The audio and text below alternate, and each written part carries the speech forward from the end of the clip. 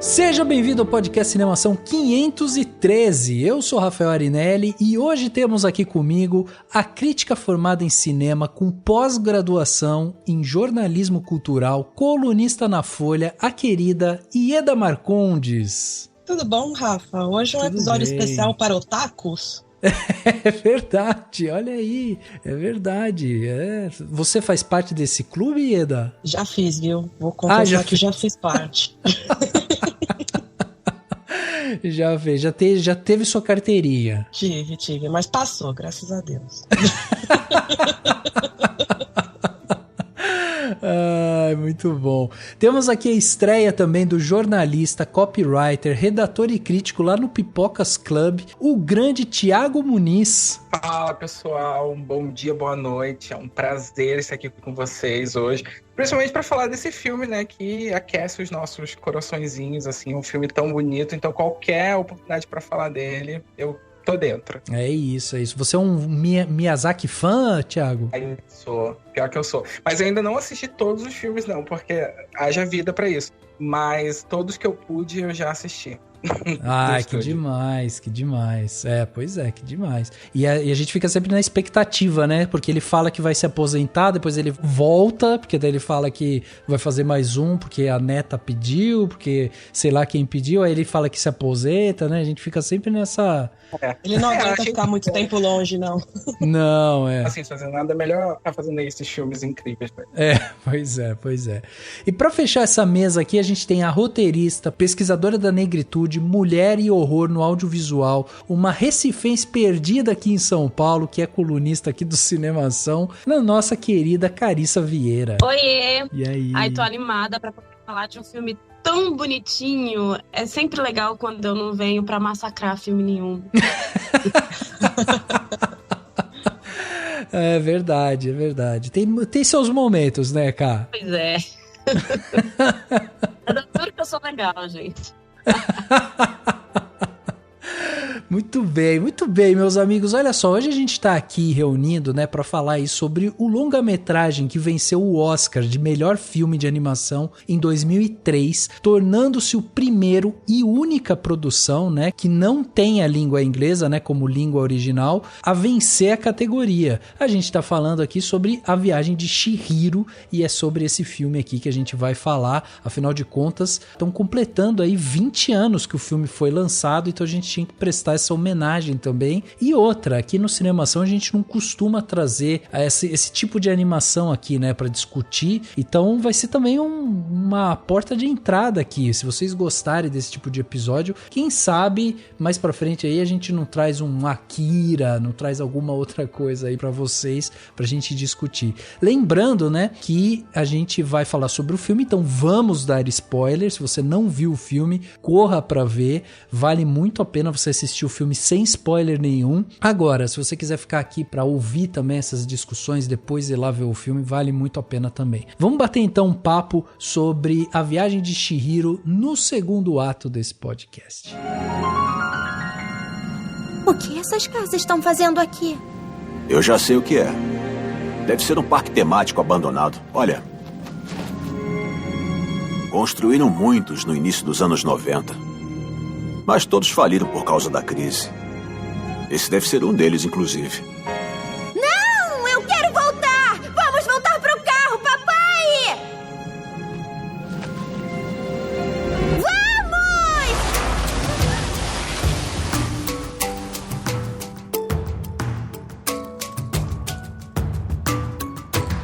Chegava aos cinemas no dia 18 de julho de 2003 o filme A Viagem de Chihiro, filme que completou este ano 20 anos do seu lançamento. Pois é, aqui no Brasil ele chegou no dia 18 de julho de 2003. O filme foi feito com cerca de 2 bilhões de ienes. Pois é, 2 bilhões. Isso representa 13 a 15 milhões de dólares, mais ou menos. O filme arrecadou até hoje mais de 380 milhões de dólares. É um sucesso absoluto em termos comerciais, de bilheteria, ele sempre foi muito bem. O filme foi feito pelo estúdio Ghibli, né, que é o famoso estúdio aí fundado em junho de 85 pelo Hayao Miyazaki, que inclusive aqui é o diretor e roteirista do filme. Ele que antes disso já tinha feito Meu Amigo Totoro em 88, A Princesa Mononoke em 97, o Castelo Animado depois, né, já é de 2004, e ele fez também o Serviço de Entregas da Kiki, que é de 89, sempre filmes muito aclamados, muito bons. A música do filme é do Joe Hisaishi, mesmo músico de O Castelo Animado de 2001, O Castelo do Céu de 86 e Meu Amigo Totoro de 88. A direção de fotografia fica por conta do Atsushi Okoi, que é o mesmo diretor de fotografia de Ponoio de 2008 e Contos de Terra-Mar de 2006. E a direção de arte ficou por conta do Norubo Yoshida e do Yoji Takeshiji, que trabalhou justamente em Meus Vizinhos os Yamadas de 99 e Guerras de Verão de 2009. A edição do filme ficou por conta do Takeshi Seiyama, que fez também Padrinhos de Tóquio de 2003, O Castelo Animado de 2004 e Páprica de 2006. No elenco de voz, a gente tem a Rumi Higari, que fez a Chihiro, Yumi Irino, que fez o Haku, a Mari Natsuki, que faz a Yubaba e a Zeniba, né, as irmãs gêmeas, o Takashi Naoto, que é o Akaio Ojino, que é o pai, né, da Chihiro, e a Yasuko Sayaguchi, que faz a Yoko Ojino, que é a mãe da Chihiro. A Viagem de Chihiro é um filme de animação que conta a história da Chihiro, uma menina de 10 anos que se vê envolvida em uma jornada mágica e repleta de desafios. Durante uma mudança para uma nova cidade, a Chihiro e seus pais se perdem e acabam encontrando um misterioso túnel. Ao atravessar esse túnel, eles se deparam com um mundo espiritual fascinante e desconhecido. No entanto, à medida que a noite cai, os pais da Chihiro são transformados em porcos por uma maldição e ela se vê sozinha, desamparada, em um mundo povoado de seres estranhos e criaturas mágicas. A fim de salvar os seus pais e encontrar uma maneira de voltar para casa, a Chihiro precisa aprender a sobreviver nesse mundo desconhecido e ela acaba encontrando um emprego em um spa misterioso e se envolve em diversas situações desafiadoras. Bom, além do Oscar, né, que foi um feito inédito, A Viagem de Chihiro também foi o primeiro longa-metragem de animação que ganhou o Urso de Ouro. Então a gente está falando de uma animação clássica que realmente ficou icônica, né? Principalmente aí porque a gente tem uma história que abre muito espaço para várias interpretações e isso conecta, né, o mundo ocidental, oriental, enfim, a gente consegue realmente ver que é uma história que ela consegue se conectar com as pessoas de uma forma muito profunda. E a primeira pergunta que eu queria fazer para vocês sobre o filme é saber como que foi o primeiro contato de vocês com A Viagem de Chihiro, assim. Vocês viram o filme quando saiu na época? Vocês já estavam de olho nas obras do Miyazaki? Foi recente esse encontro? Enfim, como que foi a relação de vocês com esse filme? Eu tinha uns 16 ou 17 anos quando eu vi Viagem de Chihiro. Foi o meu primeiro contato com a obra do Miyazaki, porque tinha ganhado o Oscar, saiu o DVD e tal. E na época não era essa simplicidade toda de encontrar os filmes do estúdio Ghibli e tal, tanto que você só encontrava por torrent na época. O Viagem de Chihiro foi o único que saiu em DVD mesmo. E foi justamente o Viagem de Chihiro, por ter esse sucesso todo no Oscar e tal, que fez as pessoas ficarem mais interessadas em anime e irem buscar as outras obras do Miyazaki, né?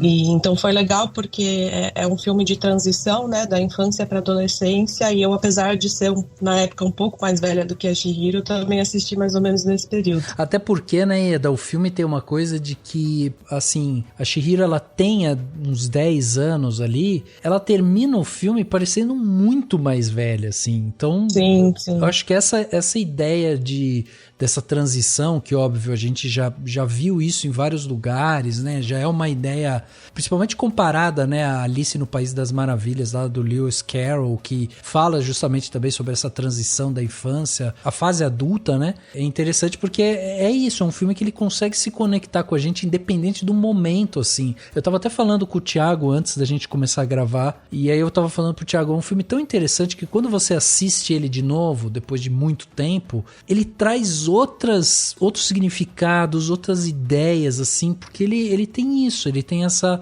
coisa meio abstrata, assim, que faz a gente viajar nele, né? Exatamente. Eu compartilho, né, do sentimento da Ieda, que realmente é um filme que foi muito difícil de encontrar, né? Eu assisti pela primeira vez, eu lembro que eu tava voltando da escola, porque eu morava...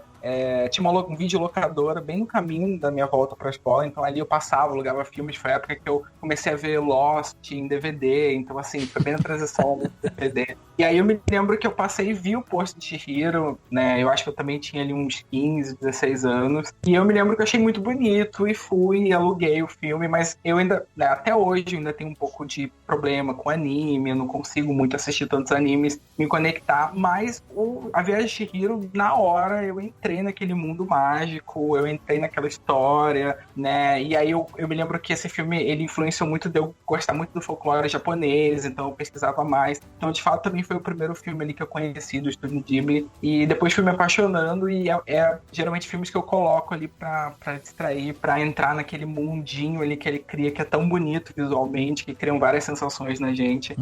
Então, foi mais ou menos isso, assim, na minha adolescência também. É engraçado porque foi bem diferente pra mim, porque eu lembro quando o filme ganhou o Oscar e tal, mas eu demorei muitos anos pra assistir. Eu assisti várias outras coisas do estúdio do Ghibli, né? E aí depois eu fui ver Chihiro. Então, assim, já tinha visto Castelo Animado e, enfim, vários outros. E aí depois eu parei pra ver esse filme e fiquei completamente encantada, né? Mas foi, assim, depois, sei lá, de quando todos os meus amigos estavam assistindo e comentando, eu não participei do hype, sabe? Sim. Então eu já era mais velha e tal. Mas eu acho que sempre é uma experiência muito maravilhosa esse filme. Na verdade, eu gosto muito dos filmes do estúdio, né? Sim. Não só os do Miyazaki, inclusive, mas assim... Então, eu acho que é sempre uma experiência muito maravilhosa. Eu sempre digo que a Viagem de Chihiro é o Amélie Poulain do Estúdio Ghibli, sabe? Ótimo, E é muito cult, que, tipo, eu fiz faculdade de cinema, né? E na faculdade de cinema é um dos filmes obrigatórios, né? Eu já tinha visto e foi na faculdade que eu revi, então, tipo, acrescentei mais. Mas é aquele filme que é obrigatório, todo mundo precisa conhecer. E acaba sendo a introdução de muita gente, né, no estúdio. Mas é basicamente a Amélie Poulain das animações. É interessante isso, porque se a gente for pensar, a Viagem de Chihiro saiu em 2001 ali, né? Pô, era um filme que a gente viu ele tomar corpo. Só que ele já sai com esse selo muito forte do Miyazaki, porque o Miyazaki era o cara que já tinha feito o Meu Amigo Totoro, que já tinha sido um sucesso, já tinha feito a Princesa Mononoke, que também já tinha sido um sucesso. Então, assim, era um cara que já tinha um rótulo forte de, pô, esse cara faz umas animações interessantes e tal. E tem uma frase interessante do Miyazaki, que ele fala assim, que não é ele que faz os filmes, né? Os filmes se fazem por si só e ele apenas segue o fluxo deles, né? Isso é interessante porque dentro da complexidade das histórias que o Miyazaki traz para um anime assim, que às vezes pode soar ou parecer uma coisa infantil ali, né, por ser um desenho e tudo mais, as histórias dele são muito complexas assim. É um filme que às vezes ele pode não agradar todo mundo também, porque ele tem um quê de aventura ali nele, mas tem uma complexidade na história, esse lado lúdico que, assim, não é todo mundo que fica capturado por aquilo. Vocês têm essa impressão também? Eu acho que pra quem cresceu com a animação da Disney, é uma coisa muito diferente. Primeiro porque, assim, em nenhum momento o Miyazaki, ou mesmo o Estúdio Ghibli como um todo, trata a criança ou o espectador como um idiota, né? Ele não faz questão de explicar por que os personagens estão sentindo ou por que eles estão se sentindo daquele jeito. Ele vai levando até o momento que tudo faz sentido, e mesmo que você não tenha todas as referências da cultura japonesa, do folclore japonês, aquilo faz um sentido para você de uma maneira intuitiva, né? Nem lógica, ela é emocional, você entende o que está acontecendo. Exato. E até aqui, né, Ieda, porque se a gente for parar pra pensar, se a gente fosse pro clássico em termos de estrutura, a gente podia falar assim, a Chihiro é a princesinha indefesa e tal, né, e ela tá em perigo, tentando sobreviver aqui e tal, e aí a gente fica olhando ali, mas ela toma uma outra atitude, tipo, ela tem um caminhar, assim, por mais que ela tenha ajudas ali, né, no meio do caminho, mas não tem aquela coisa aquele romance, aquela coisa, né, da Disney mesmo, né, que a gente olha para aquilo e fala, a princesa vai ficar com o príncipe, né, aquela coisa bem romantizada, assim. E também não tem aquele maniqueísmo, né, o Miyazaki ele não acredita em vilão, né, você tem pessoas ou criaturas que às vezes fazem o mal, mas por um motivo muito específico e até compreensível, então às vezes os vilões se redimem, mostram um lado mais vulnerável, não tem aquele maniqueísmo, né, da bruxa malvada, não, a bruxa tem um filho, ela se preocupa com o filho, é outro nível de complexidade, né? Mas ela tem muito da lógica de ser um filme japonês, né, de ser asiático e particularmente japonês, né, de como a cultura deles é totalmente diferente dessa lógica ocidental, tanto essa lógica europeia quanto a lógica dos Estados Unidos, né, desses países da América do Norte e tal. Eu acho que a própria forma como os asiáticos fazem, não só cinema, mas a forma de vida deles e como eles enxergam, assim, pensando especificamente nos japoneses, né, o teatro, como eles enxergam a saúde. Então, nada é tão maniqueísta assim, através da ótica deles. Isso é uma coisa, acho que muito, sabe, eurocêntrica e enfim, os Estados Unidos beberam muito disso também. Então, eu acho que é muito uma lógica ocidental, talvez, né? É verdade. A gente pensa nos filmes da Pixar, né, como um estúdio que faz ali um filme que agrada a criança e o adulto, né, e só que a gente não olha tanto para esse cinema japonês, para o estúdio Ghibli, como já fazia isso há anos. O Princesa Mononoke, por exemplo, é um filme super complexo, né, um filme que não chega nem quase a ser infantil, de tão complexo e tantos temas abordados ali, resiliência, né, tem toda a preservação da natureza, que é uma coisa que repercute muito no estúdio. Então é muito interessante ver como isso já existia há muito tempo e que realmente eu acho que o Chihiro trouxe isso para o Ocidente, a gente começou a enxergar, mas são filmes muito complexos, muito bonitos e com muitas camadas. Eu acho que pode deixar muitas crianças ali um pouco, né, sem entender. Alguns adultos talvez cansados, mas eu acho que quando você se aprofunda, você pega e assiste, você recebe umas mensagens assim que ficam com você para a vida toda. Eu também tem acho. Uma coisa também que não é tão visível em Viagem de Chihiro, eu acho o Meu Vizinho Totoro um exemplo melhor, mas é que não tem esse olhar trágico da Disney, né, de precisar matar a mãe do Bambi ou o pai do Simba para você criar empatia com o protagonista, né. O meu professor de animação na faculdade, ele passou Meu Vizinho Totoro e foi muito engraçado prestar atenção em quem não tinha visto antes, porque meus colegas, eles juraram que aconteceu uma tragédia a qualquer momento, a mãe tá doente, a menina se perdeu, meu Deus, o que vai acontecer? E aí tudo acaba bem, e eles ficaram até meio embasbacados, do tipo, como assim? Uma animação infantil, ninguém morreu? Sabe? Era outro universo, assim, outra coisa, completamente diferente. Não, e fora que, por exemplo, nesse filme, a hora que você tá envolto nisso, na história e tal, e aí tem uma coisa da Chihiro, tipo, com o Haku, por exemplo, que ela fica, já te conheço, eles têm uma afinidade, né, uma busca um pelo outro, contínua ao longo do filme inteiro, assim, e aí pode dar, principalmente para essa nossa cabeça ocidental, esse olhar de tipo, ela encontrou o príncipe dela, ela encontrou o protetor dela realmente. E aí, quando tem toda a revelação e tipo, cara, esse cara na verdade é um rio. Aí você fica, quê? Sabe? Meu Deus, da onde que veio isso e tal? Daí você fica, nossa, e aí ele fala sobre, não, a gente ainda vai se encontrar e tal. E aí é necessário, né, tipo, pra você realmente comprar a história, entender a história, entender isso, entender que há todo um discurso cultural que fala sobre, inclusive, as dificuldades geracionais ali, né, que o Miyazaki tenta trazer também na história e tal. E isso é muito palpável, assim, você faz um mergulho profundo justamente nessa cultura e de uma forma muito lúdica, muito alegre, muito sincera, sabe? Isso eu acho tão bonito da gente ver. Por favor, me deixa trabalhar aqui.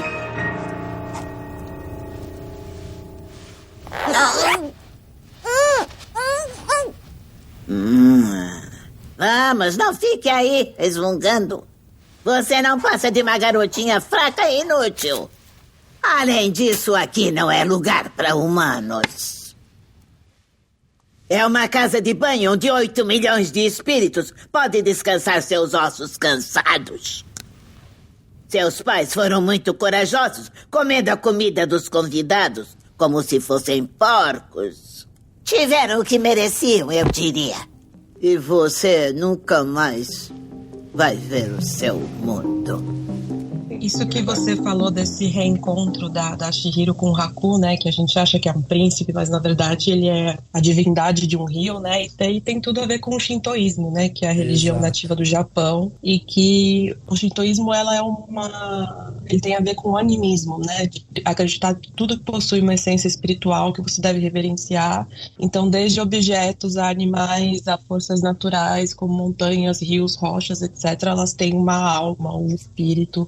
E esse reencontro da Chihiro com o Haku é, na verdade, um reencontro entre o mundano e o sagrado, né? Até porque no shintoísmo as pessoas e os deuses não existem separados uns dos outros, eles estão sempre em relacionamento, né? Isso eu acho uma coisa fantástica, porque estava estudando justamente essa parte e vi que essa crença, né, que é baseada justamente no que eles chamam de kami, que são essas divindades, espíritos venerados, né, pelos seguidores e tal. E esses kamis, eles podem ser encontrados justamente na natureza. Então esses fenômenos naturais, esses objetos sagrados e tal. E aí isso traz muito, justamente porque quando você entende o shintoísmo como um dos caminhos por quais esse filme vai passar, cara, faz muito sentido, porque o Haku, ele não precisa ser vamos dizer assim, um kami, né, um deus, uma divindade e tal, de todos os rios. Não é isso, não é que ele é um deus de todos os rios. Ele pode ser um deus de um rio só, que é o caso do Haku. Ele era um rio no qual a Chihiro caiu, quase se afogou, e o rio levou ela para a borda para que ela não se afogasse, né? Então eles têm uma conexão ali simbólica entre ela e a natureza e tal, e não significa que o Haku é o deus dos mares, tipo, uma coisa meio Odin, sabe? Ele não é isso, ele é o deus ou a divindade daquele rio específico. Tanto que o filme traz também aquela figura nojenta, né? Aquela coisa, aquele ser lá que precisa, quando ele vai pro spa na casa de banho. O espírito fedorento, né? O espírito fedorento, pois é. Que também acaba sendo uma divindade de um rio, né? Porque é isso, ele simboliza isso. Um rio totalmente poluído e estragado e tal, que tem, né, no seu cerne essa beleza da natureza, assim. E ele chega completamente estragado ao ponto da gente olhar pra ele e ficar com uma repulsa. Tipo, não importa o que tem, o que tornou ele aquilo, importa o que ele é, né? E isso, essa ideia é muito, muito legal. Então só no filme a gente vê duas divindades relacionadas principalmente ali com o rio e tal, que simbolizam muito bem isso. Isso é muito legal, porque é isso, não precisa ter uma coisa homem e mulher, o amor do homem pela mulher, é o amor do homem pelo seu ser, né? Pelo que você é, pela própria natureza, pelo planeta. Isso é muito legal. Eu acho muito bonito como ela, assim que ela recupera a identidade dela, ela tem essa memória, né, de quando ela caiu no rio. Então parece que ela sempre teve essa conexão com a natureza e com o Haku, e com o passar dos anos ela se esqueceu dessa conexão, e nesse tempo ela também perdeu o nome dela, perdeu a identidade dela, e quando ela recobra essa identidade é o momento que ela se interliga de novo com essa coisa que estava conectada com ela desde o começo, né, que é a natureza e o espírito ao redor dela, e você ter reverência pelas coisas ao seu redor e tudo mais. É muito bonito. É muito bonito. É uma história de amadurecimento universal ali, que a gente se conecta e que ao mesmo tempo traz toda essa conexão com esse mundo espiritual. Eu acho que passa umas mensagens muito interessantes. E tem uma questão também da parte, inclusive, porque assim, vamos parar pra pensar no filme. Começa, né, com a Chihiro indo com os pais pra uma cidade nova, e ela é essa menina que tá ali... Mimada, né? Mimada, fica gritando, não quer tá ali e tal. Mostrando a língua pra fora. Exato, mostrando a língua pra fora. E aí, quando o pai resolve fazer um caminho diferente, eles encontram, né, esse portal aí no qual eles entram e vão dar de cara nesse mundo aí desses deuses e tudo mais, onde ela vai viver a aventura dela. Ok. Algumas coisas me chamavam a atenção logo no começo do filme, que, por exemplo, a figura do pai, por exemplo, muito imponente, sabe? Aquele momento que ele tá subindo aquela serra ali e tal com elas, ele tá com o pé lá no fundo do acelerador com aquele carro, tipo, andando super rápido, ela sacudindo lá atrás, e nem ela, nem a mãe e tal, tipo, ninguém fala nada, porque a decisão é do pai. Então tem um quê ali de patriarcado já também, né, que vai se desenhando já desde o começo, assim. E aí, quando elas chegam num beco, de novo, assim, tipo, ele desce, vamos entrar e tal, daí a mãe, não quero, a mudança vai chegar antes da gente, vamos seguir por ali e tal, e a Chihiro, não quero, mas é o pai segue, vai todo mundo atrás. E aí tem a grande cena, né, uma das grandes cenas do filme, que é talvez uma das cenas mais emblemáticas da animação, que é justamente quando os pais entram dentro desse local, desse spa aí, e eles começam a comer e se transformam em porcos, né? Depois de um tempo. O pai é muito grosseiro, né? Ele é todo bronco, então faz todo sentido ele não ter o menor respeito por aquela comida que tava ali, que não é dele. Ele começa a comer sem nem perguntar pra ninguém e tal. Então tem um pouco a ver com educação também, né? Eu acho que o Miyazaki uma vez deu uma entrevista falando que ele tava vendo as filhas de amigos dele, ou netas, não sei, mas que ele tava reparando, assim, como era que ela era meio mal educada e tal, então ele resolveu fazer um negócio meio que pra mostrar mesmo, pra ter respeito pelas outras coisas e respeito pelo que tá ao seu redor, porque você não sabe a essência espiritual de cada coisa, né? Então representa bastante a ganância também. Exato. O lance do... Sim. Era até isso, assim, que eu tava pensando quando eu revi o filme ontem, né? E, assim, o filme parece que tem muita crítica também a isso da ganância, não só com relação ao pai, mas quando o sem rosto começa a oferecer dinheiro, como aquelas pessoas ali, elas querem dinheiro a qualquer custo, menos a Chihiro, né? E ele começa a devorar as pessoas, né, depois. Não, e tem uma coisa até meio capitalista, né, ali, é uma exploração das pessoas. A gente tem a bruxa feiticeira lá, né, que as pessoas viram praticamente escravas dela. Elas não têm mais nem direito à identidade, e elas viram apenas funcionárias ali. Funcionárias é bondade minha, né? Elas vivem pra trabalhar naquele lugar o tempo inteiro e sem ter acesso a muita coisa, sem ter direito a muita coisa, né? Tem essa cena, tipo, dos pais, e eu acho que isso que vocês falaram é perfeito, assim, tanto a parte do capitalismo, quanto do exagero, do consumo exacerbado e tal. E é interessante, porque o Miyazaki uma vez deu uma declaração falando isso, que ele pensou nessa cena que era uma tentativa dele de justamente simbolizar a sociedade do consumo, principalmente dos anos 80, 90 ali, nesse Japão, que era um Japão que estava ascendendo, né? Tava vendendo muito, comprando muito e tal. Economicamente, né? O país estava crescendo muito. E aí existia uma discussão que existe até hoje dentro do Japão, que é justamente essa discussão sobre o que precisa ser feito para que não se perca justamente a parte da tradição, do olhar, do zelo e tal. E aí ele faz essa cena que mostra essa sociedade cheia de excessos, e aí é muito simbólico justamente, porque uma sociedade cheia de excessos, onde as pessoas acabam virando porcos porque comem demais e não conseguem parar de comer, e onde inclusive tem essa crítica ao capital, porque elas sentam, não se importam se aquela comida é de alguém, se não é, elas sentam, comem, agora na hora que aparecer alguém a gente paga, quer dizer, eu não tô nem aí quanto que vai custar, se é de alguém e tal.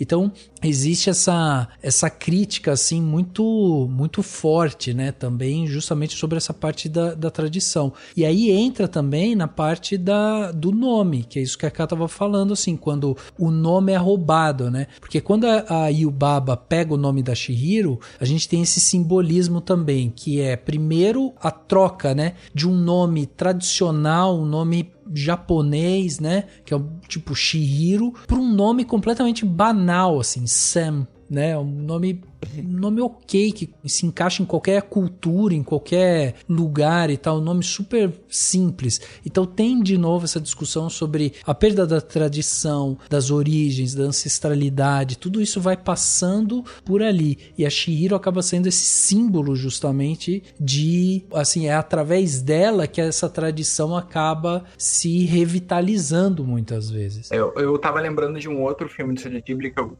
gosto demais, é um dos meus favoritos, que é o Ponyo, né? Uhum. E ele também fala muito sobre isso, sobre identidade, né? Sobre pais que tentam apagar a identidade da criança, não deixa a criança ser o que a criança quer ser. Então, eu acho que o Miyazaki ele trabalha muito bem esses temas, assim, ele consegue se colocar no olhar de uma criança, porque os personagens dele quase todos são infantis, mas ao mesmo tempo pela uma perspectiva de um adulto, então eu acho que isso faz um equilíbrio que deixa a animação, assim, surreal. E essa transição que ela faz, assim, como o filme transita bem, né, entre essa crítica à sociedade japonesa moderna, e a gente fala também sobre esse conflito geracional, as tradições, isso caminha muito bem também, porque quando a gente assiste hoje, a gente olha para isso de uma forma muito próxima também, né? Porque tem coisas ali que a gente olha e aí traz essa reflexão justamente do, sabe, para onde que eu vou, como que eu tô indo,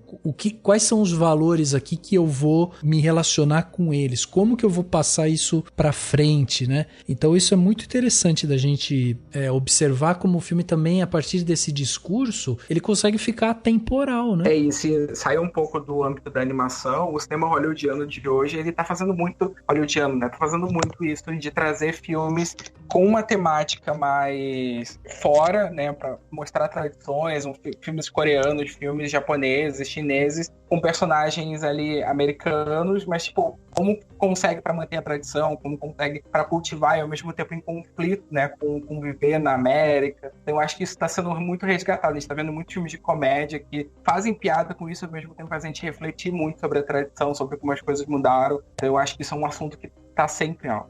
Exato. E você sabe que tem uma outra coisa interessante, é tão bonito, né, da gente ver uma animação quando ela funciona muito bem como animação, né, porque muitas vezes a gente tem filmes que às vezes as pessoas olham e falam, nossa, isso daí podia ser um live action e tal, e tipo, A Viagem de Chihiro é um filme que, cara, eu não consigo imaginar ele como live action, sabe, porque ele funciona tão bem. Você foi pra estragar, né?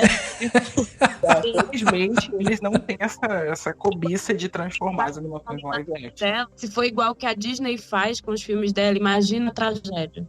Pois imagina. Isso torna os filmes muito mais únicos. Quando você faz um live action, você tá replicando aquela história. Então, se ela existiu uma vez e funcionou perfeitamente numa animação, deixa ela ali, tá ótimo. Exato. Eu vi que fizeram uma adaptação pro teatro, lá no Japão, da Viagem de Chihiro. É mesmo? Mas aí, eles montaram os bonecos, tipo, com técnica de Muppet mesmo, sabe?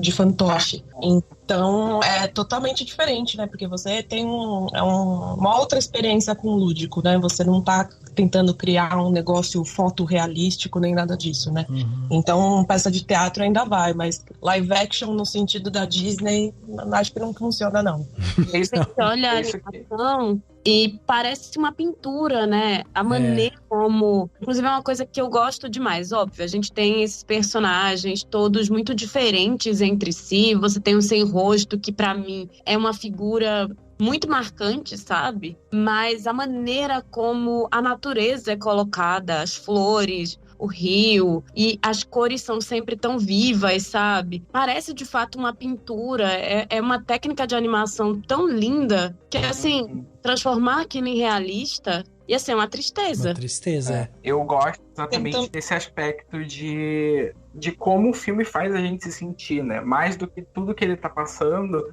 ele também passa uma sensação pra gente. O Ponyo, por exemplo, que eu citei, é um filme que quando você assiste parece que automaticamente você fica bem. É um filme que ele te abraça, é tudo tão vivo, as cores são tão bonitas, é tudo tão bonito de ver, é um filme feito com aquarela. Então você entra naquele universo e aquilo te abraça de um jeito que eu acho que nenhum live action conseguiria transformar, né? E como o Rafa disse, são histórias que até hoje funcionam. Então, assim, não precisa necessariamente de uma atualização, como a Disney está tentando atualizar alguns clássicos e tal. São filmes que funcionam e que eu acho que vão funcionar para sempre. São histórias muito universais. Exatamente. Hoje em dia a gente tem aquelas discussões no Twitter, né, que são bastante utilitaristas, do tipo, o que essa cena aqui adicionou à trama?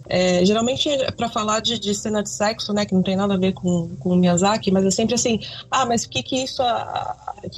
como que isso avança a trama, né? É uma visão bem utilitária, né, da arte. E a gente percebe no Miyazaki esse cuidado com detalhes, né? Esse amor mesmo pelos objetos que estão ao redor dos personagens, né? O Roger Ebert, ele falava de pillow shots do Yasujiro Ozu, né? Que traduzindo ao pé da letra seria tomada travesseiro, né? Mas seriam aqueles planos detalhes, tipo da roupa balançando num varal, ou uma chaleira vermelha largada no chão, e que eram planos que podiam servir como um respiro da trama, né? Mas eles também eram interessantes visualmente, então eles não tinham necessariamente uma função prática. E eu percebo muito isso na obra do Miyazaki, assim, como tipo a mão da Yubaba, a cada veia, a cada anel de uma cor específica, e você consegue imaginar, sabe, que aquilo foi pensado com muito carinho, com muito cuidado, e é uma coisa muito difícil de se ver, assim, hoje em dia, porque é tudo muito voltado pro lucro, então você tem que reduzir a trama ao essencial e você não tem tempo de fazer as coisas com carinho e com cuidado. Então é um negócio muito precioso. Não tenho medo de sangue. Vou chorar se não brincar comigo. Por favor, seja um bom garoto e espere. Se não brincar comigo, eu vou chorar. Por favor, não chora. Mas que confusão é essa? Fica calmo. Você é uma gracinha, não é?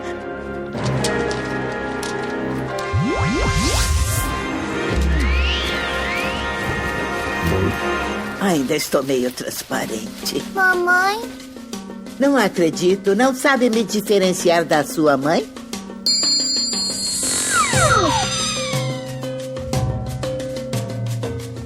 Esses momentos de silêncio, né, esses momentos de contemplação que a gente tem no filme, eu acho que é o que faz a gente entrar nesse universo que ele cria. É muito bonito. Não necessariamente move a história pra frente, mas você fica tão imerso naquele mundo, naqueles detalhes, né, na roupa das pessoas, na grama, no vento, na água. E inclusive tem até um corte no Twitter que já fazem com as cenas de comida, né, da galera cozinhando. Sim.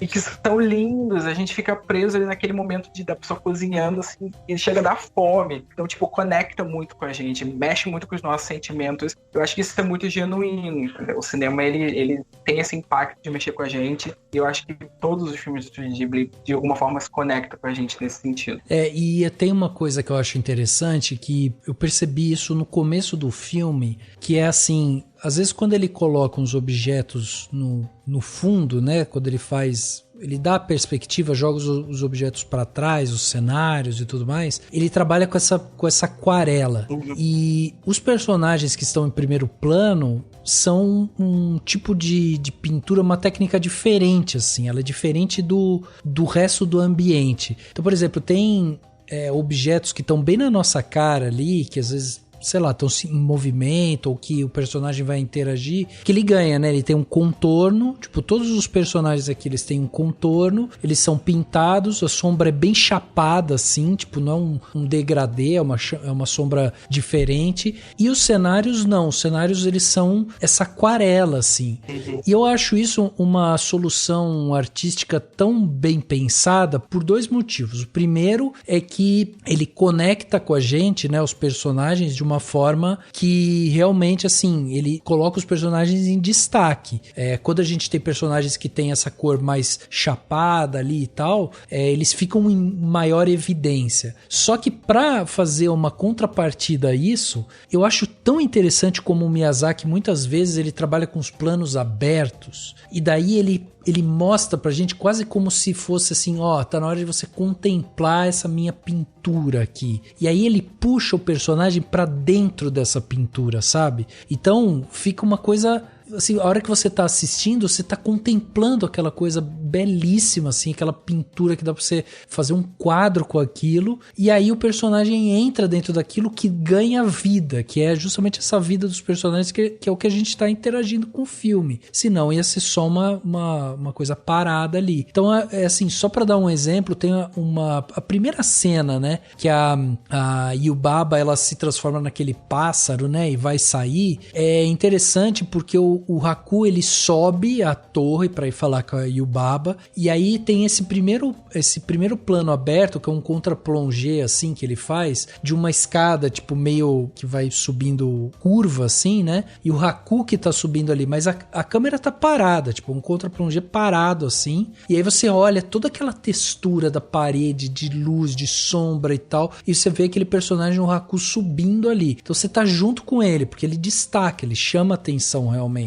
E aí, quando ele chega lá em cima, não tem um diálogo entre eles, o Haku só sabe o que tem que fazer, mas de novo, é uma cena parada, plano aberto, a Yubaba vai, pega o manto, se cobre, aí você começa a perceber que ela tá passando por uma transformação, ela vai pra fora na sacada, pula ali, você já viu que ela já se transformou em outra coisa, já é um pássaro ali, ela sai voando e tudo cena assim, plano aberto, sabe, você vendo toda a paisagem e tal, ela sai voando, você vê o horizonte, vê ela voando e tal, e aí tem um detalhe que é assim, por isso que eu acho que é coisa de artista mesmo, é coisa de gênio, né, como o Miyazaki é, que ele faz o Haku simplesmente ir até a porta e desligar a luz. Você vê o mesmo cenário com uma luz acesa e depois com a luz apagada, e isso traz pra gente, tipo, toda a questão emocional de que aquela figura forte que é a Yubaba saiu de lá e aí se apaga, né, aquela luz, ela perde potência,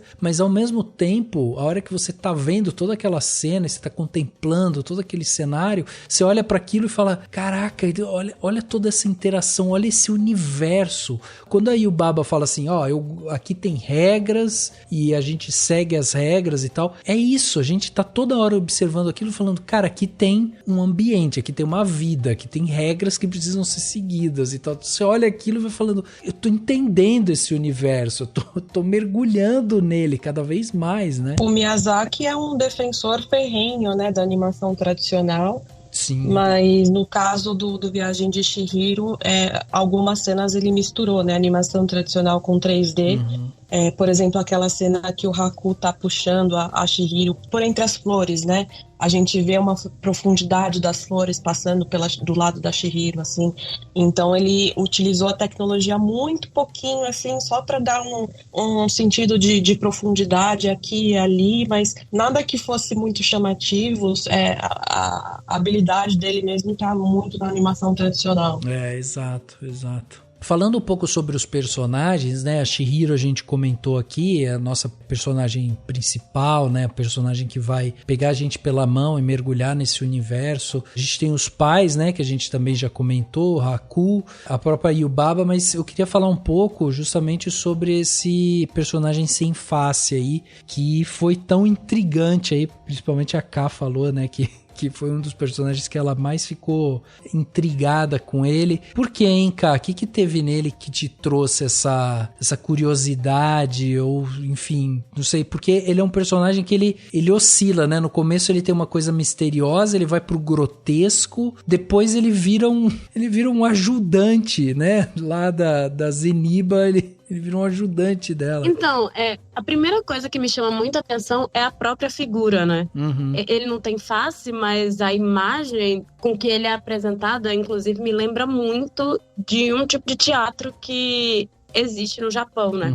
E aí, eu acho que é uma imagem que chama muita atenção e que tem algo de muito dramático na própria figura, né?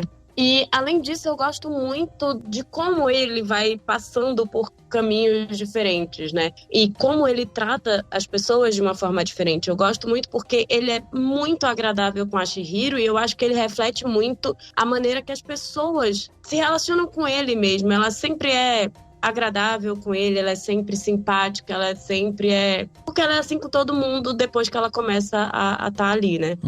Ela vai para aquele lugar e, enfim, ninguém é muito simpático com ela logo de cara. Então, eu acho muito interessante, porque ele parece refletir muito, é isso, assim, como as pessoas tratam ele e tal. Então, eu acho também que ele vai muito pra esse lugar, né? A Ieda até falou, é um filme que não tem essa coisa maniqueísta.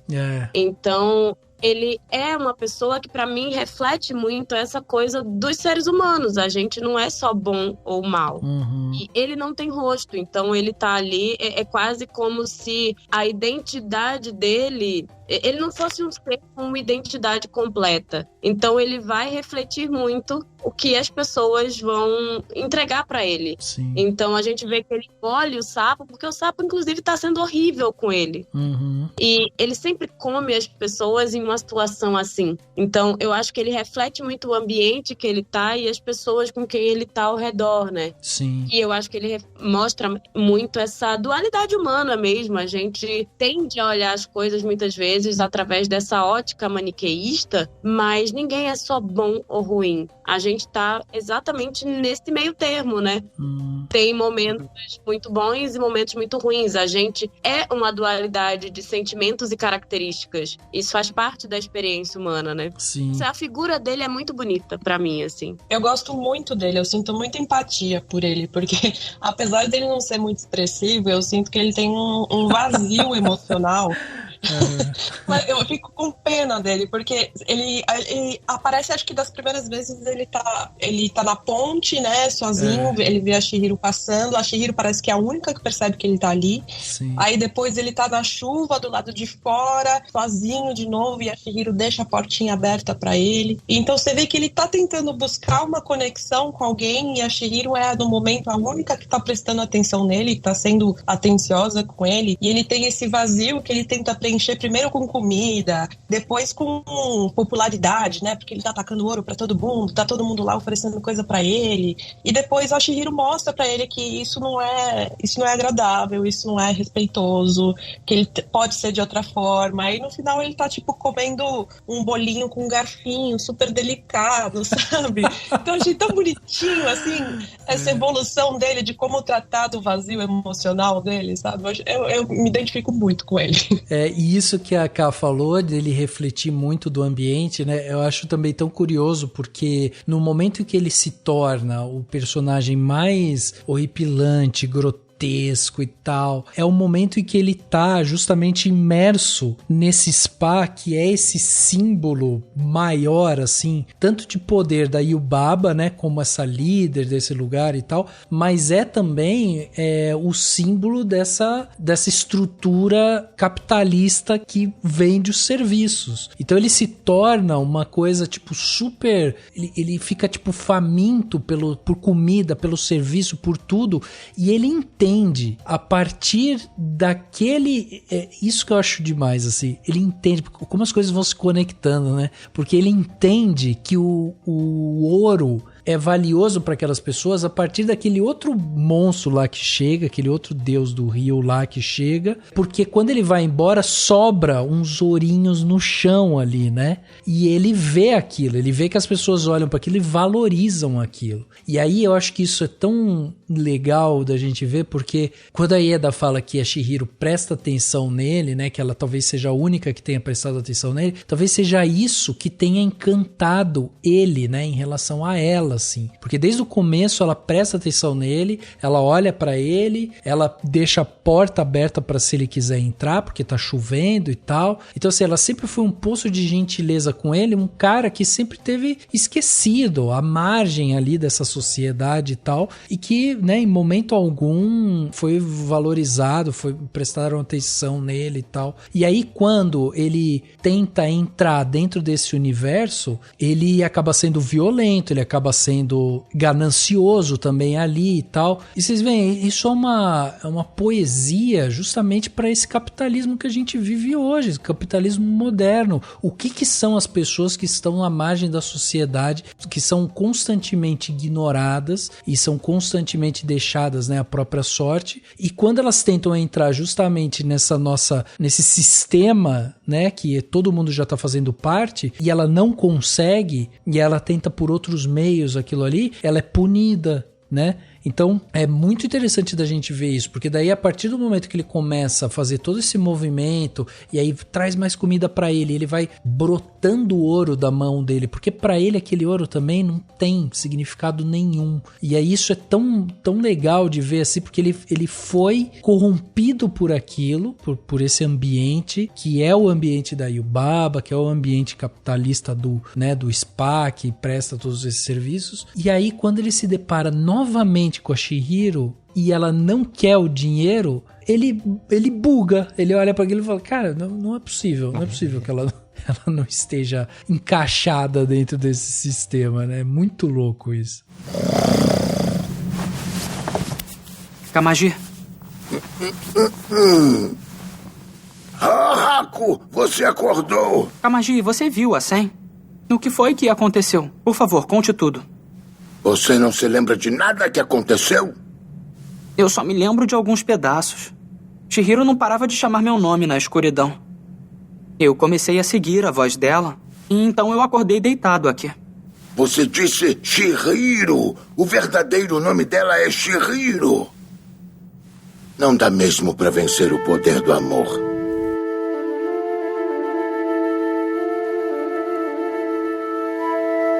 O filme tem um impacto pra mim, além dessas coisas que a gente tá falando aqui, né? Ele tem um impacto pra mim que, pelo menos pra mim, não sei se pra vocês foi assim, mas quando terminou o filme, a sensação que eu tinha é que eu não tinha absorvido, tipo, sei lá, 10%, 20% dele, sabe assim? Eu olhei pra ele assim... eu tenho, com certeza. Até porque a gente assistiu na adolescência, na época eu não tinha quase que referência nenhuma de Japão, assim.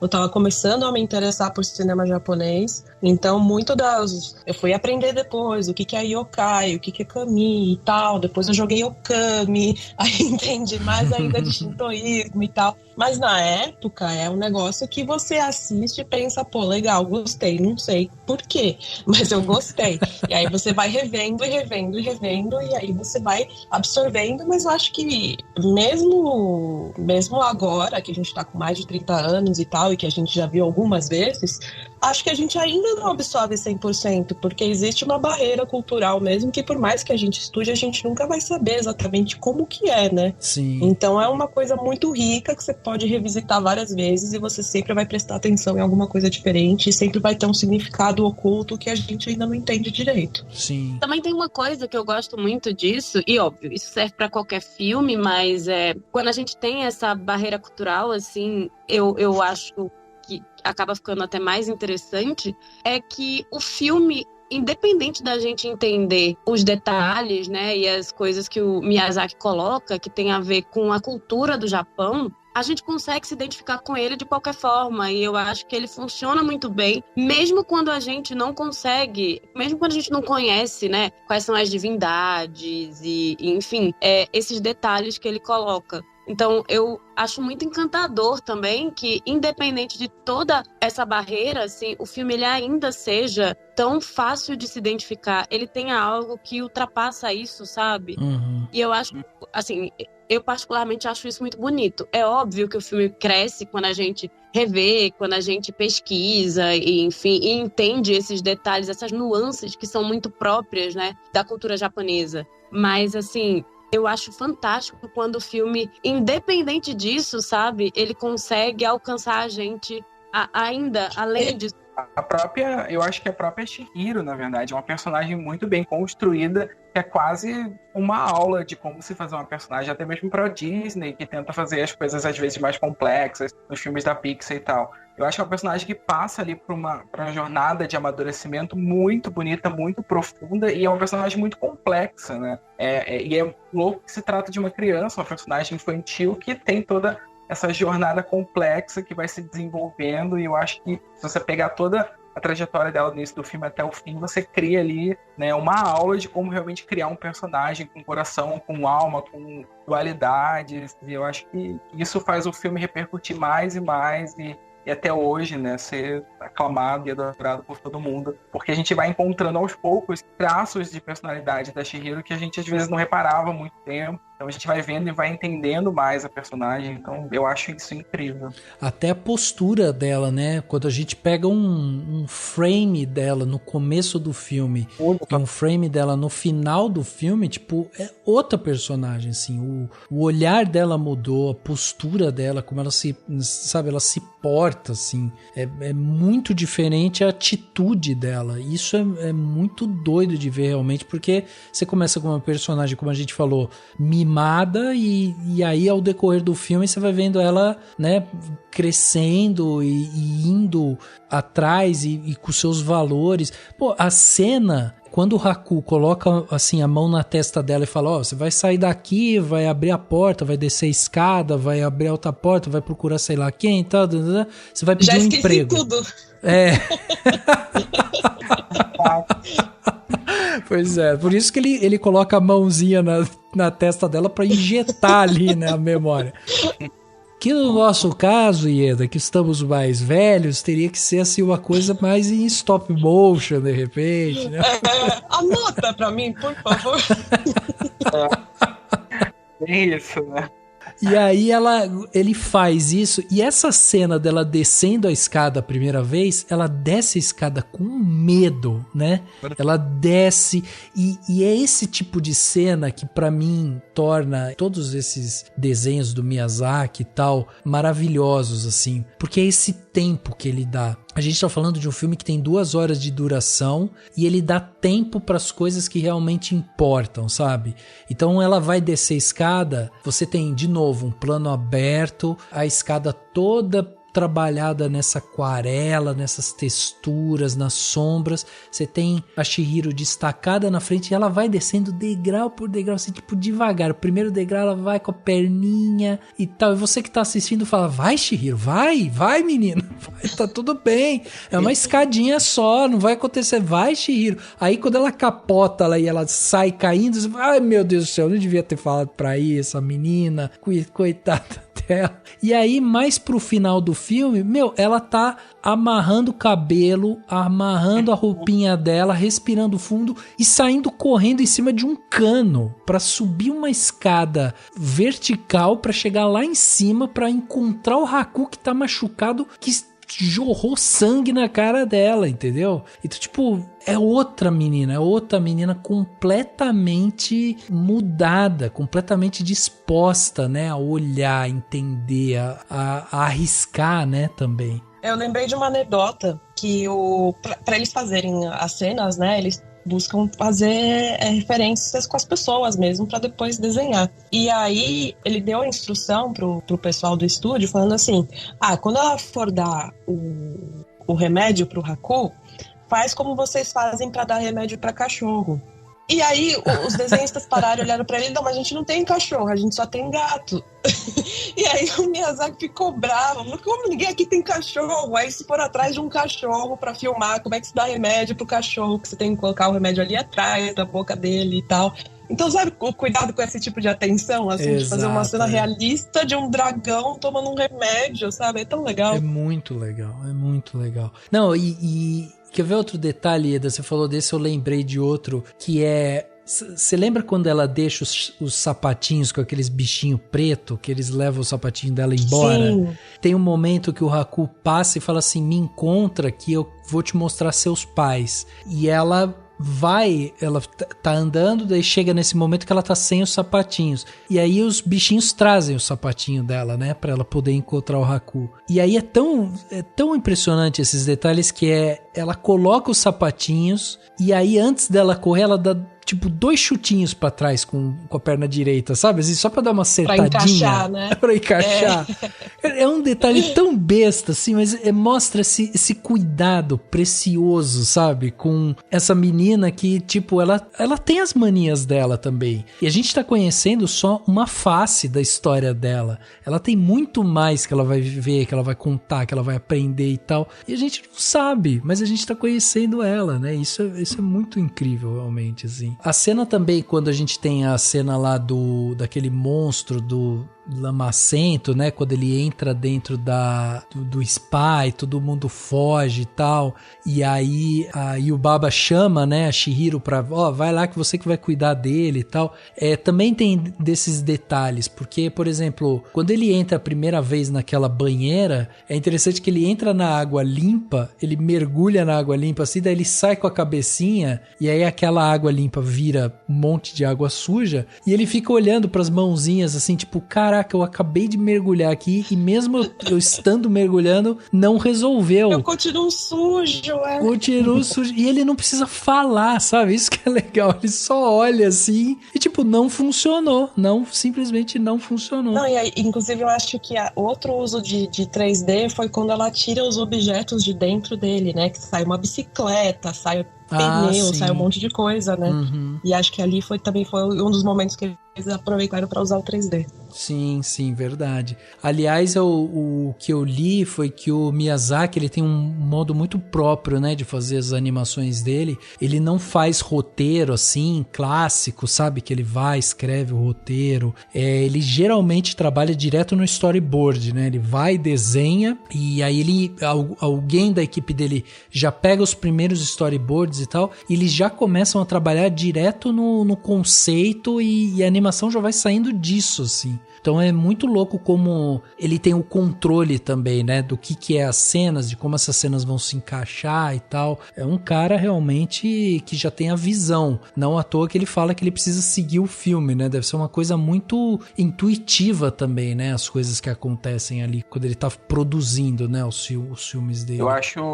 interessante que essa fluidez, ela acrescenta muito coração ao filme. A gente está acostumado a ver, principalmente hoje em dia, né, o cinema contemporâneo, ou as animações contemporâneas, que é tudo ali diluído. A gente assiste aquilo dali só pra ir no cinema, é aquele gasto, tipo, não tem aquele olhar, aquele cuidado, aquele carinho que a gente tava falando. A gente pode ver, por exemplo, agora no recente Homem-Aranha no Aranhaverso, que é um filme super artístico, com várias técnicas de animação que eu acho que fica muito bonito e que mostra ali um trabalho por trás, mas também tem outros que são só feitos para colocar no cinema. Eu acho que esse carinho dele em cada detalhe, em deixar o filme fluir da forma certa, em assistir o que ele tá fazendo e criando em cima disso, é muito único, é muito precioso, e eu acho que é impossível se replicar em outro realizador. Eu acho que uma coisa dele é uma coisa dos filmes do Ghibli, é por isso que é tão especial. O Miyazaki, ele tem uma relação complicada com o filho, né? Porque o filho também fez as próprias animações, mas foram animações que não foram muito bem elogiadas do estúdio. Inclusive teve um documentário, não lembro agora qual o nome, mas que o Miyazaki vai ao cinema assistir o filme do filho dele e ele sai assim 10 minutos puto com o filme, falando mal do filme. Então, tem essa coisa do Miyazaki ser fofinho, né, nas animações, mas parece que é bem rigoroso com o filho dele. Sim. E ele chegou a ter um sucessor, entre aspas, né, que era o diretor do Sussurro do Coração, que tinha muito esse espírito do Miyazaki, né, também de amadurecimento e de atenção aos detalhes, de criar um universo mágico, mas infelizmente ele faleceu. Então, o Miyazaki meio que segue sozinho, assim mesmo, nesse universo dele. Tanto que eu acho que a grande discussão é o que vai acontecer depois, né? Será? Do estúdio de Ghibli, real. Não, é que eu fiquei curiosa pra saber se a Ieda sabe quais são os filmes do filho dele. Assim, não é só porque é interessante pensar nessa lógica pai e filho, assim, e aí, assim, os filmes que não são bons, ou ele só quer que o filho faça algo que represente mais ele. Então, ele fez, o filho do Miyazaki, ele fez esse último que é em 3D, né, que é o Earwig and the Witch, eu não sei como é que ficou o nome aqui. Ele fez também aquele From Up on Poppy Hill e também o Tales of Earthsea, eu acho que se fala, né? E ele trabalhou como animador no Ponyo, mas ele não teve nada a ver nem com o roteiro, nem com a direção. Ele só dirigiu esse Tales of Earthsea, o From Up on Poppy Hill e esse último que é em 3D e que... Esse eu já nem vi, mas eu achei assim, só o trailer eu já achei uma aberração, achei muito feio. Eu acho que esse último é Aya e a Bruxa, com esse título. Isso. Em 3D. O Miyazaki tem 2 filhos, né? O Goro, ou Goró, sei lá, não sei como é que chama. E tem o Keisuke, mas o Keisuke parece que ele não é tão envolvido nessa parte de animação e tal. É, uma pessoa normal. É. E foi o Goro o Goró, enfim, que tentou ir por esse caminho aí, que realmente ele tem algumas dificuldades aí. Bom, enfim, mas é sempre aquela coisa, né? O cara sempre é comparado com o pai, né? Isso é... Não, e você vê que essa comparação também vem do próprio pai, porque o pai é aparentemente muito rigoroso com ele e não esconde, assim, o desagrado dele com o que o filho faz. Então, nossa, deve ser muito difícil ser filho do Miyazaki e querer fazer animação. Deve ser muito difícil. Deve ser esse lance de realmente ele continuar o legado do Miyazaki. Então ele quer que ele transcenda e faça a perfeição. E aí eu não sei se todo mundo pensa igual e todo mundo tem o mesmo pensamento. Eu acho que ele é bem rígido. Só que por mais que o filho esteja fazendo umas coisas meio nada a ver, imagina uma pessoa querer que você faça o que ela deseja, né? Que ela continue fazendo os filmes com a visão dela. É complexo. Identidade, né? Ele vai perder totalmente a identidade dele e vai ter que replicar o que o pai dele gostaria que fosse feito. É que eu não sei se é uma questão do Miyazaki querer que o filho dele seja exatamente igual a ele. Porque o Estúdio Ghibli também tem outros animadores e tal que o Miyazaki respeita e tal. É que realmente os filmes do filho dele não são legais. Eles são os piorzinhos, assim, do Estúdio Ghibli, sabe? Ele tem um ponto pra reclamar, faz sentido. Realmente são os mais baixos. Eu fico imaginando o seguinte, o cara que tem essa visão, e às vezes o cara não tem a paciência, né, pra ver um negócio, tipo, sei lá, que é muito amador. Eu tava discutindo isso, olha, um off-topic total aqui, mas eu tava discutindo isso com a minha esposa um tempo atrás. Eu tava assistindo MasterChef, e aí ela falou assim, nossa, eles são muito duros com os cozinheiros amadores, né? Daí eu falei pra ela assim... Cara, você imagina também, tipo, os caras têm os restaurantes deles, aí eles se propuseram a fazer um programa onde eles vão avaliar realmente, tipo, uma comida, avaliar tecnicamente uma comida, porque eles são os especialistas naquilo. E lógico, eles vão ganhar notoriedade, vão ganhar mais clientela, né? Não é que eles estão indo lá de bonzinho, mas eles estão indo lá avaliar tecnicamente uma comida. E aí vem alguém que fala, não, eu conheço, eu sei, eu não sei o quê, e aí o cara entrega uma comida que é horrível. E aí eles que já têm um paladar, que estudaram não sei quanto tempo e testaram não sei quanta coisa, enfia aquilo ali na boca e fala, cara, não ficou legal, não tá legal. Se fosse eu comendo, eu falaria, pô, ficou legal esse negócio aqui, gostosinho. Se eu coloco uma farinhazinha aqui do lado, ó, resolve. Entendo, eu não sei o que é pior, você realmente cobrar um nível de excelência da outra pessoa e até talvez ser um pouco dura com ela, ou você pensar, coitada, é tão limitado, né? Vou falar bem, você condescendente, né? Porque, ficou bom, viu? Você se esforçou, parabéns, sabe? Então, não sei o que é pior, essa falsidade verdade. Ou ser muito duro mesmo com alguém. É verdade. Eu acho que deve ser uma coisa muito complexa mesmo. O Haku me contou sobre a regra. Ah, você é corajosa. Aqui está o seu contrato. Venha comigo. Não vou demorar, bebê. Não se preocupa. Veja se consegue adivinhar quem são os seus pais, garota.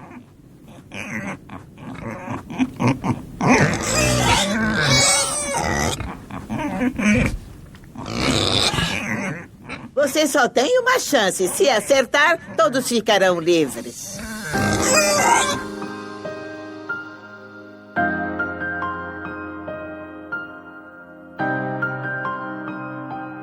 Agora, só pra gente fechar o papo aqui sobre a viagem de Chihiro, eu queria saber de vocês só uma outra coisa. O filme, a gente vê, né, a evolução dessa menina e tal, e a gente não pode, assim, se a gente pegar o primeiro recorte e o último recorte do filme, ali, as primeiras cenas, né, ela tá indo pra uma casa nova, mudou de cidade, ela inclusive fala, né, que ela nunca tinha recebido flores, e as flores que ela recebeu já foram logo flores de despedida e tal, enfim.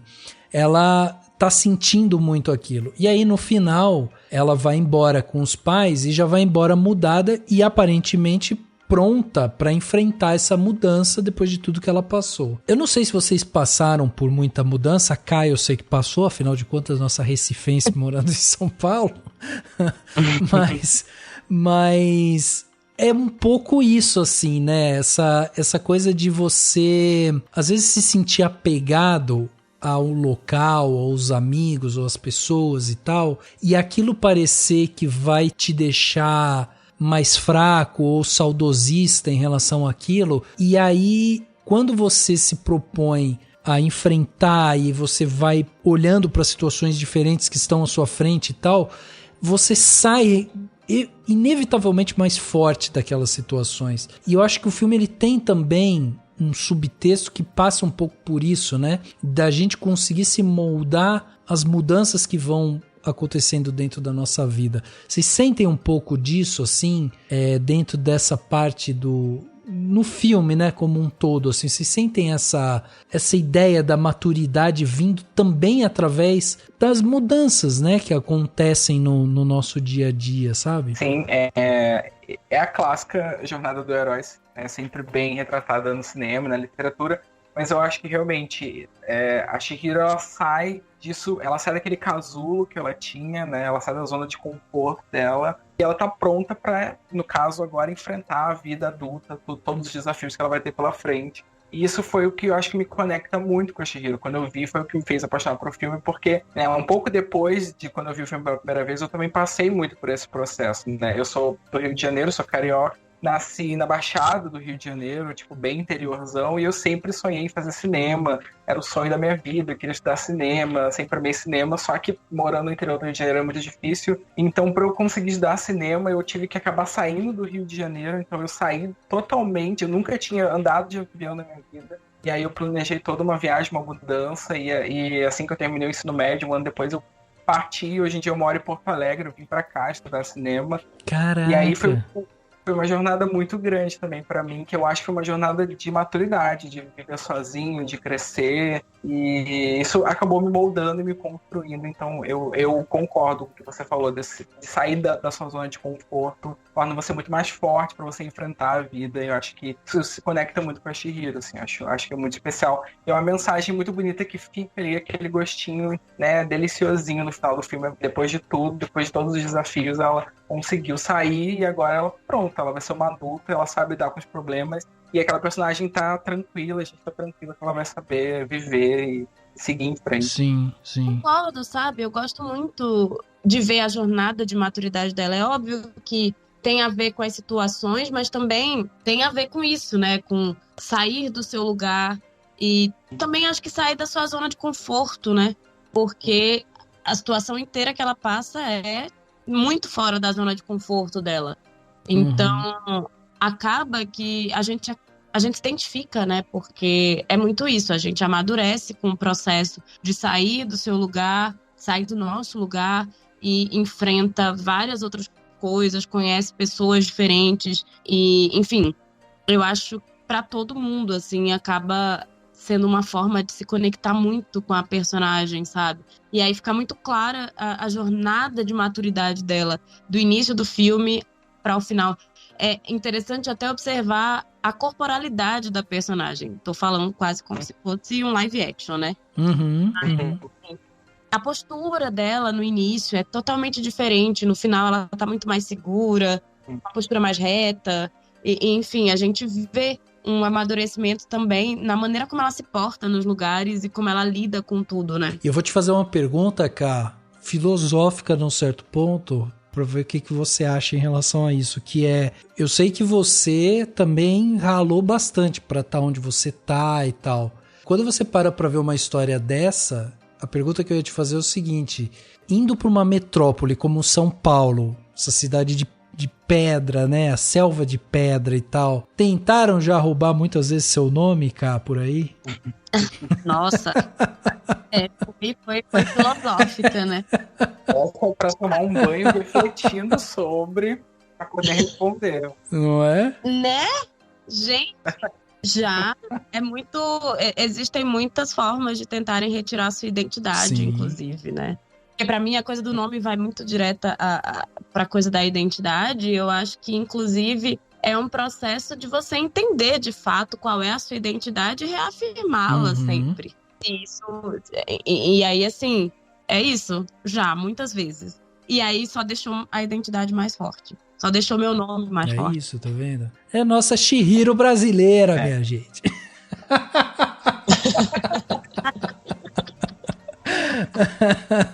Eu espero que o Haku não seja o do Rio Tietê. Não, também.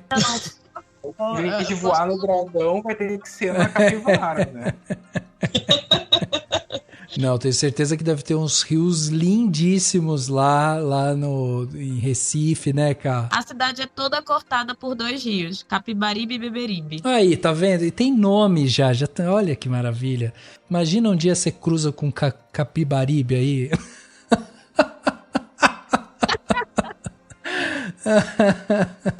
Ai, gente, sensacional. Vocês querem adicionar mais alguma coisa em relação ao filme? A gente pode ir pro nosso plano detalhe. Eu acho que faltou a gente falar, não sei, rapidamente sobre a bilheteria do filme, né? Boa. O filme, ele conseguiu na época passar Titanic, né? Eu acho que até hoje, na verdade, é a maior bilheteria no Japão, passando Titanic.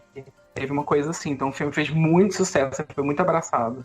Sim, sim. Eu acho que recentemente ele perdeu esse posto assim de maior bilheteria do Japão. Inclusive, acho que chegaram a perguntar pro Miyazaki como ele se sentia, e a resposta dele foi de total indiferença, assim, porque ele não é um cara muito ligado desse tipo de coisa. Totalmente, não faz a menor diferença pra ele a bilheteria. Ele não faz...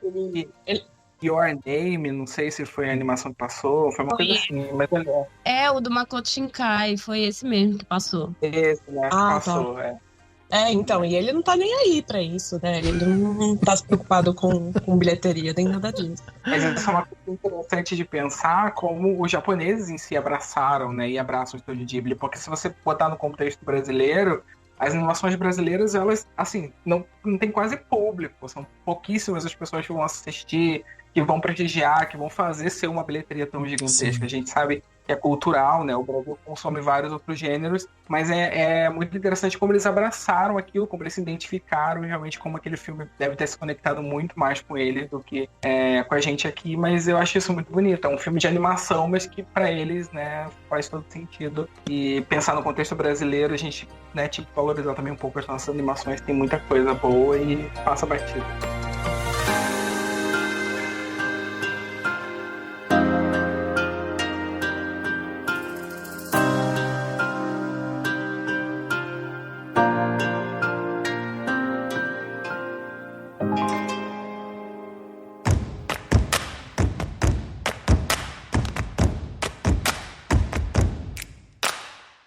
Plano detalhe da semana, aquele momento aqui onde a gente dá dicas para vocês ouvintes, né? Para vocês curtirem melhor aí a semana de vocês, fazendo alguma coisa diferente, quem sabe, né? Ou não, revivendo alguma coisa. Enfim, muitas dicas aqui. Vou começar com você, Ieda. O que você trouxe de bom pra gente aí, de plano detalhe? Então, ontem eu terminei a série Eu Sou de Virgem, que é da Amazon Prime, e é do diretor Boots Riley, que ele fez Sorry to Bother.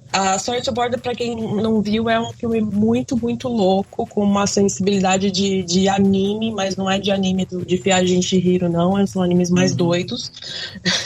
E Sou de Virgem é sobre um cara que ele é literalmente gigante, e ele é criado pelos pais dele meio que escondido no quintal, é tudo adaptado para ele, então como eles não conseguem comprar roupa pra ele, a roupa toda dele é feita de remendos, de tecidos e tal. E aí, aos poucos, ele vai conseguindo sair de casa e interagir com as pessoas do bairro dele. E aí tem toda uma questão de discutir racismo e também capitalismo, porque o Boots Riley também ele tá sempre nessa pegada de temática social, mas sempre com um tom muito divertido e muito absurdo. Tem um vilão lá que é praticamente o Elon Musk, que é um cara que é um CEO bilionário e tal, e ele gosta de se vestir de super-herói, e a gente sabe que tem um avatar do Twitter do Elon Musk, que ele tá com a roupinha de Homem de Ferro, né? Uhum. Então, tem esse vilão, e é muito engraçado, assim, uma das coisas que eu achei mais bizarras é que, em vez, ele tem um prédio, né, onde funciona a empresa dele, em vez dele pegar o elevador da casa dele até o escritório, ele fica parado numa plataforma e é o prédio que se move pra cima e pra baixo. Então, todos os funcionários ficam balançando pra lá e pra cá, porque ele não admite se mexer, são os outros que têm que se mexer por ele, sabe? Uhum. Então o filme é cheio dessas pegadas assim divertidas, é muito legal e também muito atual, e é engraçado que depois que o Jordan Peele chegou, né, com o Corra, teve muita imitação desse estilo de terror com temática social e tal, mas sempre foram cópias muito baratas, e o Boots Riley, ele não tá necessariamente no terror, ele tem essa coisa absurda e ele discute temas raciais, mas de uma forma completamente pessoal e característica dele, sabe? Não é uma imitação do Jordan Peele nem nada disso. E eu acho que é um diretor, assim, pra se ficar de olho, porque ele é muito, muito interessante e muito, muito particular. Demais. Mais algum, Ieda, ou é esse? Então, eu não sei nem se eu falo mais um, eu não quero ficar roubando muito tempo dos outros, mas vou deixar só esse, então. Não, pode ir quando você quiser. Aqui estamos tranquilos. É uma comédia boba que eu vi esse final de semana no cinema. E foi uma experiência legal, porque o cinema tava cheio, e então as pessoas estavam rindo juntas e tal. Eu sempre gosto quando isso acontece. Que é a comédia da Jennifer Lawrence que tá passando, que é Que Horas Eu Te Pego. Boa. É uma comédia boba, mas muito divertida, e você pensa que vai ser só besterol, porque é uma comédia que é classificação 16 anos, né? Nos Estados Unidos é 18 anos. Então tem nudez, tem palavrão, referência a sexo, esse tipo de coisa. Mas ele te surpreende, assim, com personagens embasados, assim, emocionalmente, sabe? Que faz sentido, tem uma coerência interna, sabe? E foi muito divertido, e eu queria ver mais disso no cinema, né? Porque é tão difícil ver comédia romântica para adultos, né? E graças a Deus o filme tá saindo super bem na bilheteria, tá indo melhor do que The Flash. E é isso que eu espero, assim, ver muito mais comédias românticas e menos filmes de hominhos. Sem contar que a Jennifer Lawrence no filme, ela tá absurda de boa, é muito. Já ganhou o Oscar. Ótimo. Ela faz jus ao Oscar que ela ganhou. E é um filme bem mais conhecido, mas ela se entrega ali de coração e ficou muito bom mesmo. Ela é produtora do filme também, né? Então ela se jogou totalmente porque ela tinha que levantar esse filme, até porque ela tá parada há um tempo, né? E aí ela foi a melhor forma de voltar, assim, a atenção da galera pra esse filme. E ela já tem uma veia cômica boa, assim, né? Ela nas entrevistas é super engraçada, super despachada, e por uma coisa estranha ela sempre fez drama, né? Ou os filmes lá dos Jogos Vorazes e tal. E tava faltando mesmo uma comédia bem bobocona, assim. Que Horas Eu Te Pego aí, comédia da Jennifer Lawrence, tá aí, muito bom. Então, 2 dicas, série e filme. Isso. Se quiser dar mais uma, tudo bem, Ieda. Estamos aqui com o bloco. Não, chega. Não, já tá bom. Tá bom. Muito bom. E você, Thiago, estreia aqui no Cinemação. Você vai trazer dicas aqui também. Fala aí pra gente já anotar tudo que você falar, pra gente ir lá assistir, enfim. Pô, que honra. Então, eu vou, na verdade, dar 2 dicas, mas uma bem curtinha, só pra complementar mais ou menos o que eu já tinha falado no episódio, que é Ponyo, Uma Amizade que Veio do Mar, que é um dos, talvez, o meu filme favorito do Estúdio Ghibli. E eu sei que todo mundo fala, nossa, mas é um filme que pouca gente conhece, e é exatamente isso. Eu acho que eu quero indicar pra ver se, né, ajuda as pessoas a assistirem esse filme, que ele é muito fofo, ele é muito simples, né? Ele foi lançado em 2008 e é um filme lindíssimo, ele usa técnicas de aquarela, é um filme que ele, né, provoca muitas sensações. Então, assim, é um filme pra você pegar um cafezinho, sentar num dia de chuva, assistir Pônio, e eu tenho certeza que a sua vida vai ser melhor daqui pra frente, porque é um filme muito fofo. E também tem todas as temáticas que a gente falou, é um filme sobre, né, amadurecimento, na sinopse, assim, sem dar muito spoiler, mas é um menino que ele começa a fazer amizade com uma criaturinha que veio do mar, ele tem um viés meio Pequena Sereia, só que de uma forma bem, bem diferente. Então eu acho que quem gosta do Estúdio Ghibli é obrigatório assistir, porque é um filme muito fofo e passou muito despercebido pelas pessoas. E tá na Netflix, né? Facinho também, né? Pônio, exatamente.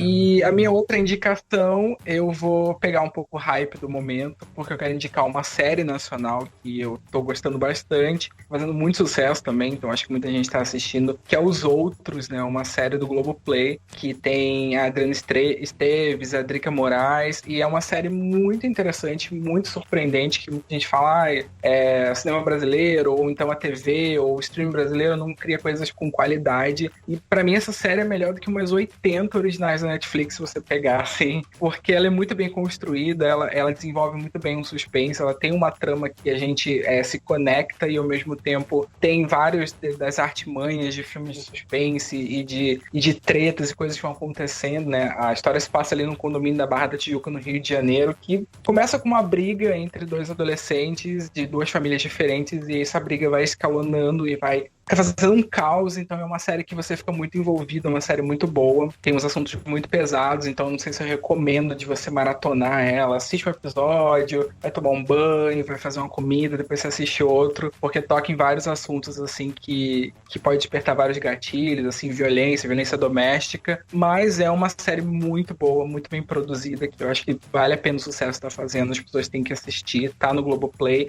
Inclusive ontem, se eu não me engano, passou na Rede Globo, no Tela Quente, passou o primeiro episódio, né, que a Globo tem esse de botar o primeiro episódio das séries originais na TV aberta, e fez um sucesso enorme também, então recomendo, assistam Os Outros, gente, porque é muito bom.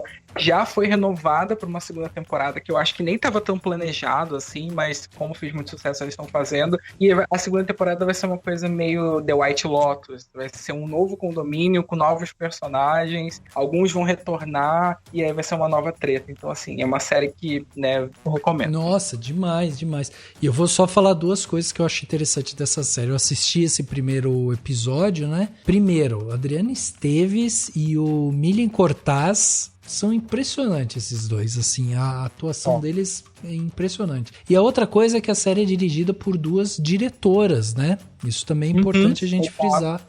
Luísa Lima e Lara Carmo, que são duas diretoras muito boas também. A qualidade da série é impressionante, assim, a maneira como é filmado. A narrativa da série, ela é muito parecida com o que a gente consome de séries estrangeiras, então não é que muita gente não gosta de assistir a produção nacional pensando, mas aí tem aquelas coisas lá que vai cansar, a gente tá vendo todo dia. Mas não, ela tem uma narrativa, ela tem uma trilha sonora, ela vai se construindo. Os personagens evoluem muito bem, os meninos, né, que fazem os dois adolescentes, conforme passam os episódios, eles ficam melhores ainda, tem uma atuação muito boa. Então, assim, é uma série realmente de muita presença, de muita qualidade, que tá fazendo um puta sucesso. Muito bom, muito bom. Tá aí, então, as dicas do Thiago. Lembrando você, ouvinte, né, que tudo que a gente tá falando aqui vai ter link no post, então se você não pegou alguma coisa, vai no post desse podcast ou na descrição dele, vai estar lá tudo que a gente indicou no final lá, é só você ir lá, apertar, clicar, e aí você vai ser direcionado aí pros links que a gente tá colocando aqui. Kai, e você? O que você trouxe de bom pra gente aí, de plano detalhe? Então, eu ainda tô meio no espírito do festival do Olhar de Cinema, né?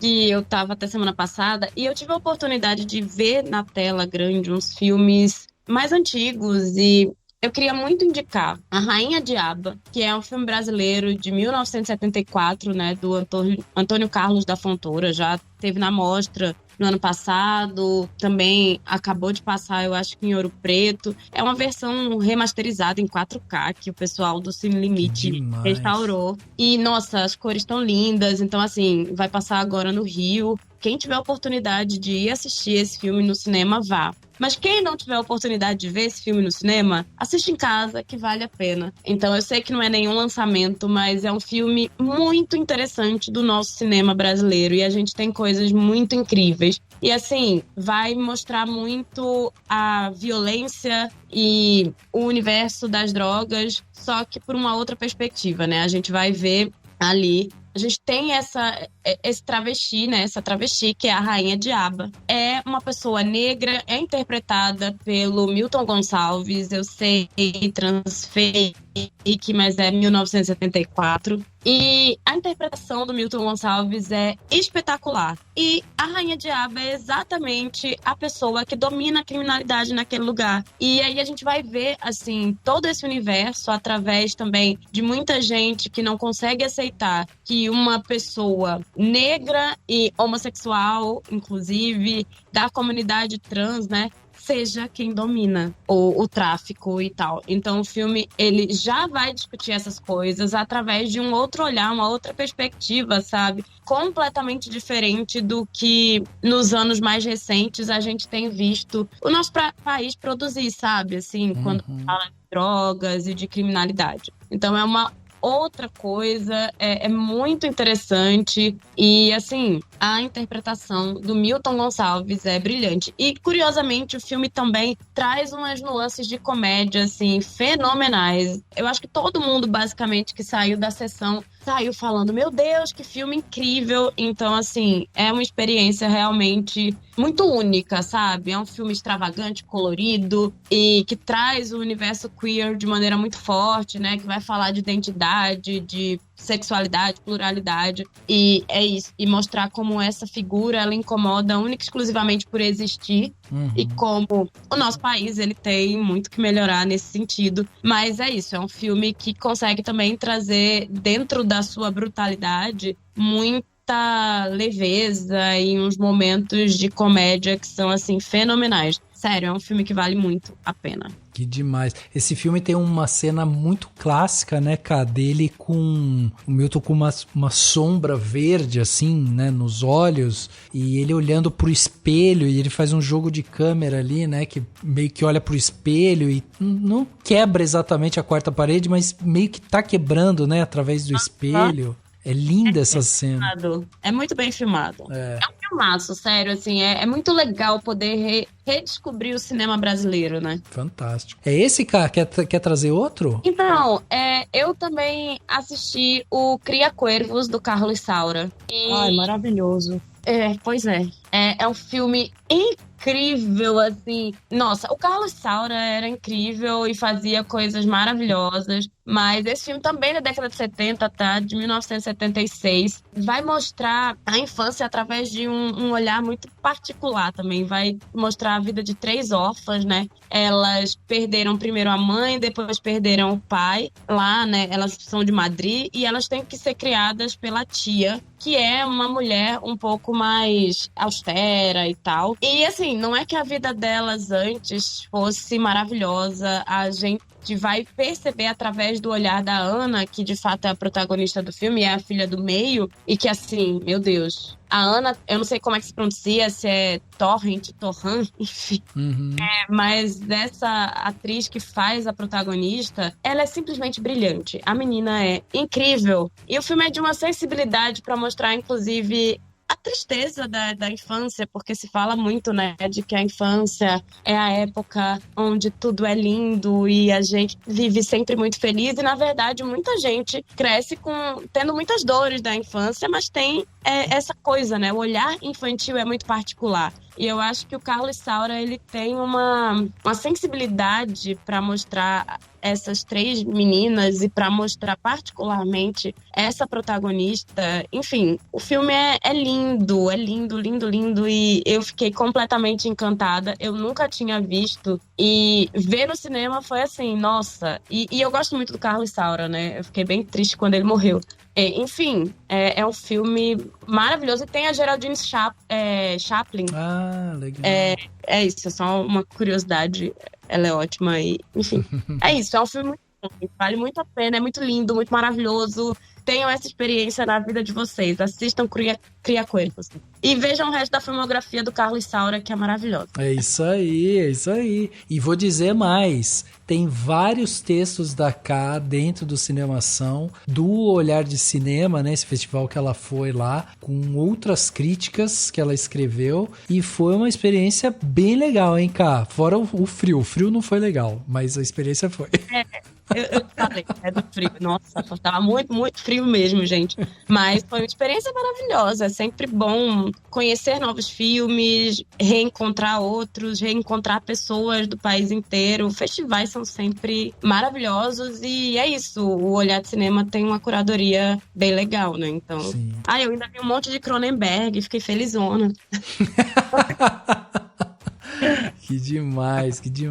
Bom, pra fechar aqui o plano detalhe, eu trouxe 2. O primeiro, eu quero pegar um gancho que o Thiago trouxe aqui pra gente no começo, quando a gente tava terminando ali, né, o papo sobre a viagem de Chihiro, que ele falou sobre o cinema brasileiro e tal. Então eu quero convidar vocês a ouvir o nosso podcast, um podcast que a gente gravou, que é o podcast 494, onde a gente trouxe aqui pra bater um papo o Ale Abreu, que é o cara que fez o filme O Menino e o Mundo, né? E aí a gente trouxe ele aqui porque ele tava lançando o segundo filme dele, que é o Perlimps, e esse filme tá ainda em circuito, tá passando nos cinemas e tal. Há uma perspectiva de que ele chegue ao MUBI daqui a algum tempo, então pode ficar de olho, mas procurem por Perlimps na região de vocês aí e tal, porque esse filme é de uma beleza estética, assim. Bom, o Ale já é maravilhoso, assim, é um artista nato, e na conversa com ele vocês vão perceber a sensibilidade que esse cara tem de visão, né, de animação e tudo mais. Já foi o nosso último representante brasileiro no Oscar, então isso, né, já mostra um pouco do tamanho da obra e da visão de cinema que ele tem, mas em Perlimps ele dá mais um passo, assim, ele muda o estilo, e Perlimps é uma aquarela pura, assim, um mergulho justamente nas palhetas de cor, e é uma coisa maravilhosa, e tem uma história também muito única, assim, que eu acho que conversa inclusive com a viagem de Chihiro que a gente falou aqui. Então fica esse convite pra você, pra conhecer, tipo, não sei se eu vou gostar de Perlimps. Vai lá, ouve a entrevista,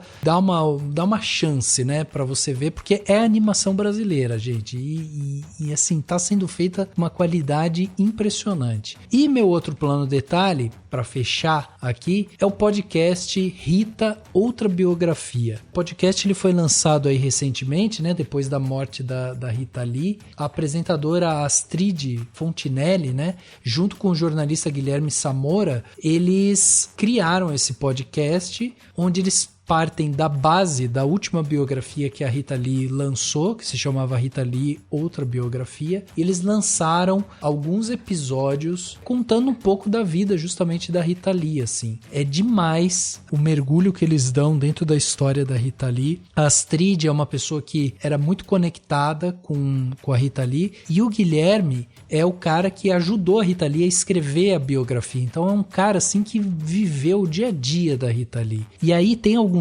trechos que eles puxam pro podcast, tipo do livro, que eles querem colocar ali, que daí eles convidaram a Mel Lisboa, que tem uma locução maravilhosa também, é muito boa.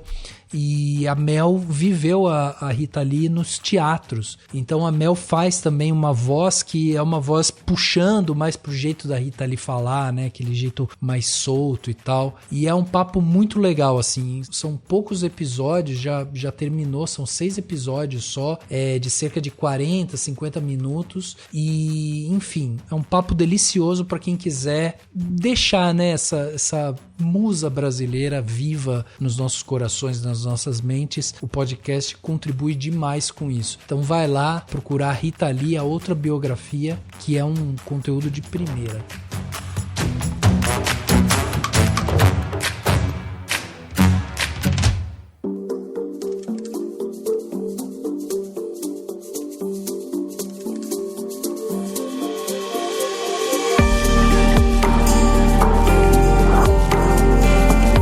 Chegando aqui, né, no final desse podcast Cinemação 513. Batemos esse papo sensacional aqui sobre a viagem de Chihiro. Eu não poderia fazer esse podcast sem meus convidados que sempre me ajudam demais aqui. Então, Thiago, eu queria começar com você agradecendo, porque sua estreia aqui com a gente. Então, eu queria agradecer demais sua presença, você ter doado o seu tempo aqui para vir discutir o filme com a gente. Muito obrigado mesmo e espero que você volte mais rápido aqui, né, pra gente poder conversar sobre outros assuntos, e deixa suas redes sociais e site, enfim, tudo aí que pro pessoal te acompanhar, por onde que te encontra. Nossa, Rafa, eu que agradeço, muito obrigado mesmo pelo convite, me senti honrado, e aquilo que eu falei no início, tudo que eu puder falar de Chihiro eu quero, porque realmente o Estúdio Ghibli como um todo ocupa um lugar muito, muito importante no meu coração e na minha formação como,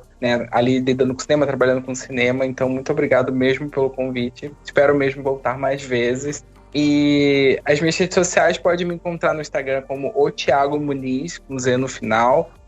Lá tem link para todas as outras redes que eu crio conteúdo, e também pode ir através do Pipocas Club, com B mudo no final.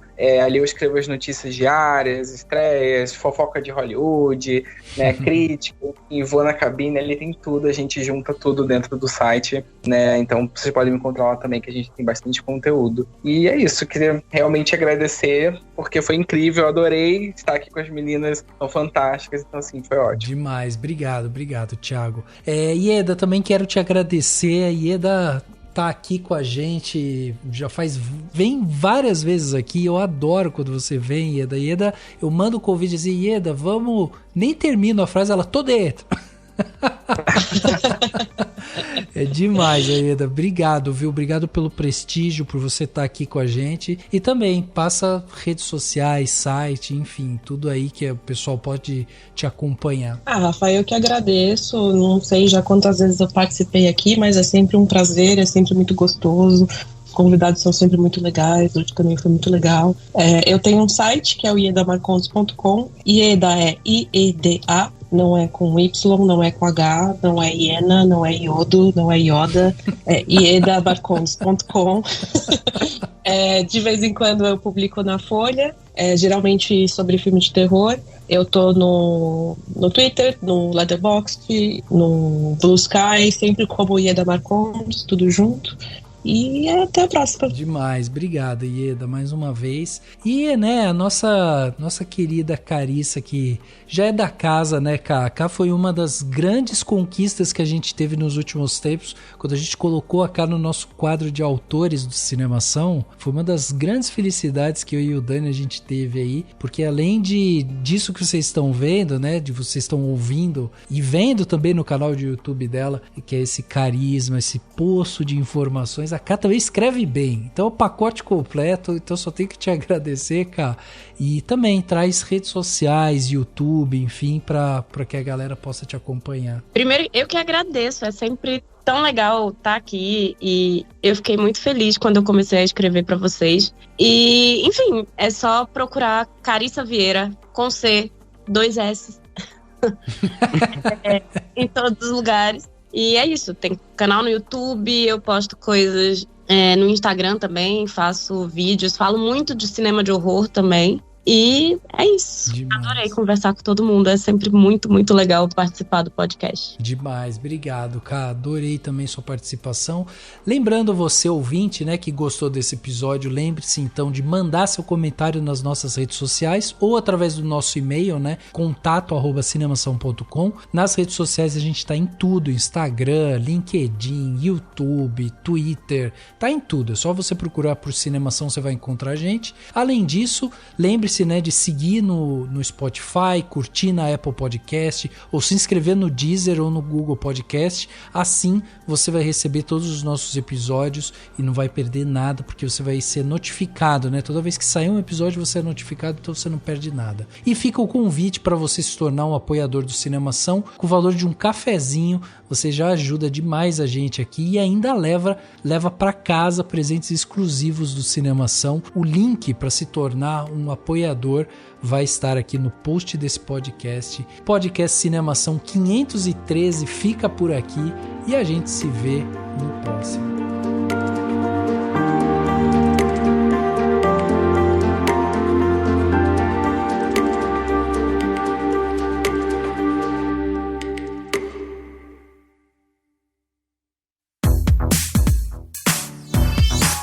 Esse podcast foi editado pela Isso Aí Design. Tudo isso é forma com função. É design estratégico. É isso aí.